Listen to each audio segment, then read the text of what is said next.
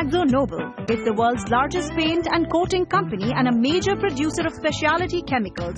With 200 plus production sites in over 80 countries, the company's portfolio includes brands like Dulux, Sikkens, International, Interpon and Eka.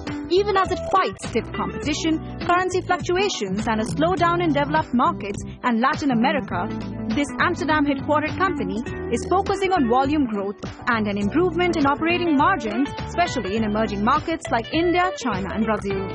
During 2014, Akzo has opened an automotive and aerospace factory in China and a specialty chemicals factory in Frankfurt.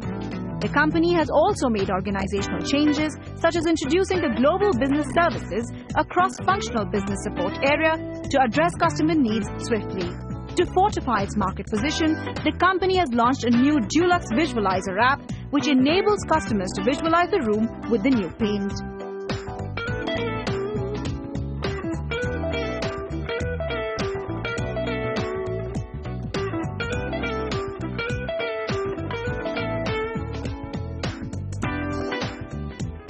For the third time in a row, the company has been ranked number 1 in the Dow Jones Sustainability Index and has set itself a target of 9% returns on sales and 14% returns on investment. With a consolidated market share of less than 11% in India, the company sees the government's decision to develop low-cost airports and 100 smart cities as potential growth opportunities.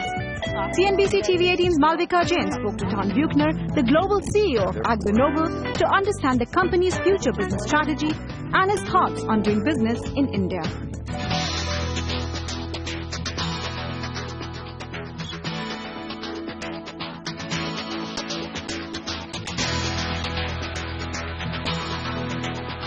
Hello and welcome to CNBC TV18. I'm Malvika Jain and I have with me Tom Buchner, the CEO of AkzoNobel, a leading paints and coating company.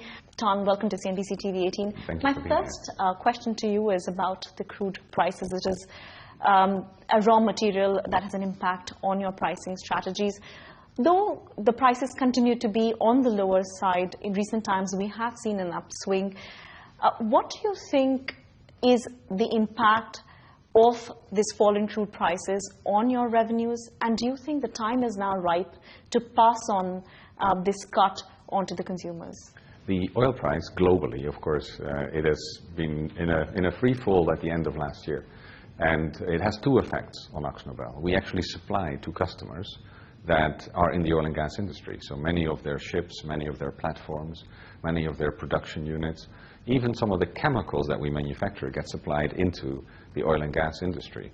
And there we actually feel that these customers are reducing their activities. On the market customer side, some of our end user segments are actually responding negatively to this, and as a result we feel it on the market side. On the positive side, I guess we do see that some of the raw materials that we buy in a very slow manner, so it's not very quick. It takes quite a while for a reduced oil price to go into our raw materials. We do see that some of these raw materials are in the process of getting a little cheaper, and then it's of course that market dynamics that will determine what the impact that will have on pricing. Well, you did say at the end of your results last year that the fall in crude prices and also currency fluctuations have had a positive impact on your company's revenues. But going forward, are you also seeing an uptake in volumes? Because eventually it's the fundamentals of the business which will make it more sustainable. In 2014, we actually saw a growth in volumes. In the first quarter of 2015, if we look at it globally, we've of course been subject to many movements. Europe has not recovered very much. The situation in Russia is quite difficult. Even China is slowing down in its growth. India is actually the positive exception in all of the global developments. But in the first quarter it was quite tough globally. So the growth that we saw in 2014, we haven't seen in the first quarter yet, but we're quite confident with all the things that we've done that will certainly also see some growth in various areas in the world in 2015. But are you seeing an improvement in consumption demand globally as well as in India? Well, what we see in the most areas is that the growth is actually less than it's been last year. So if we look at Latin America, if we look at Europe, if we look at Russia, if we look at China, we actually see slowing growth. And the only two exceptions where the growth looks faster than last year is the United States and India. And therefore, it's wonderful to be here and see that it is happening. It's also happening slowly in India. It's not going very quick. And that's what's having an impact on our business as well. But if you look at the overall organized paint market in India, AkzoNobel is on a consolidated basis having only an 11% market share. You may or may not confirm this figure. But what are the go-to-market strategies that you are adopting in light of the fact that India is seeming to be one of the most attractive markets for you? We actually are in three very distinct businesses in India. We have the specialty chemicals business, which is not in the paints and coatings side. And here we have strong number 2 positions in many of our areas. And then we have what we call the business-to-business coatings activity. There we're almost in every one of the activities, whether it's in the marine business or whether it is in the business of packaging coatings, when it comes to coating cans that people drink from. Here we actually almost all have number 2 positions and even number 1 positions.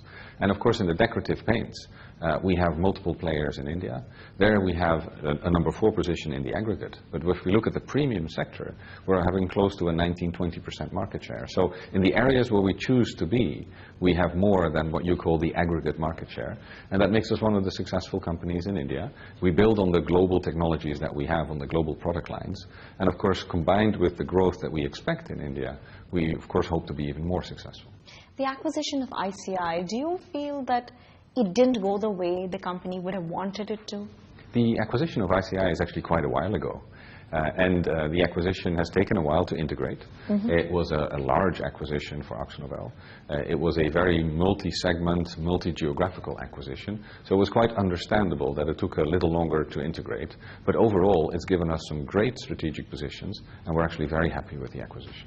But there were also talks when you acquired the company that India would actually act as a hub for South Asia. But since now you have started entering into tolling arrangements, for instance, in Bangladesh, what kind of position would you give to India in your overall scheme of things? Well, what we've done is we're looking at the region of Southeast Asia and India combined. And what we're doing there is that we're combining the strength of the different areas. And some of those strengths come out of the AkzoNobel heritage, some of the strength comes out of the ICI heritage. And by combining this strength, we see that India is actually a supplier into the region, to different countries. And we also see that technologies from other countries are coming into India. So what we're actually doing is exactly what you suggest. We're creating a region that can build on each other's strength. And of course, India being such a large market will play a very significant role in that. But what about manufacturing in India? You do have significant investments in the manufacturing sector. How well has that worked for you?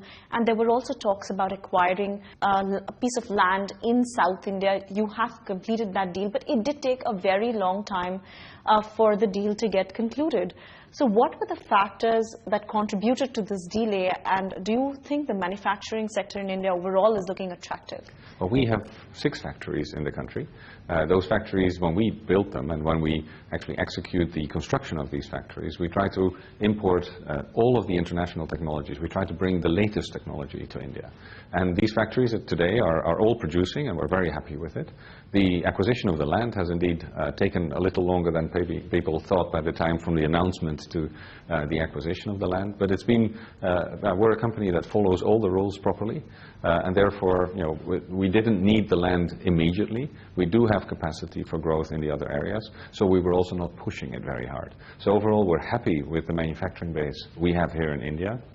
The good part is we can grow from the existing manufacturing base, and if the growth accelerates in India, we do have additional possibilities to expand, and it's perfectly sufficient for what we have today. But what kind of investments are you looking at when you talk about expanding in India? What we've seen is that the investments that we did in the last years were actually in anticipation of very significant growth. And the last couple of years, that growth has actually been a bit slower than we expected. When the growth accelerates, we initially actually will have the capacity to accommodate that growth. And India has always been receiving an open ear when for further growth they would need further investments. Having achieved whatever you have, what are the 3 top priorities on your mind for the company as on date? Now that we've become so fit to actually, we've trained ourselves into a lean and fit organization, growth will be a very important driver for AkzoNobel. And those countries, of course, which grow themselves, we want to participate in that growth. But we certainly have the leanness and the fitness to drive growth as a very major aspect. And we can do that both geographically by introducing new innovations, because innovation is going to be a very important second pillar of the growth that we're going to be driving. And of course, one of the key issues is that the fitness that we've achieved, that we don't lose it, that we keep it, that we maintain that strength that we've developed.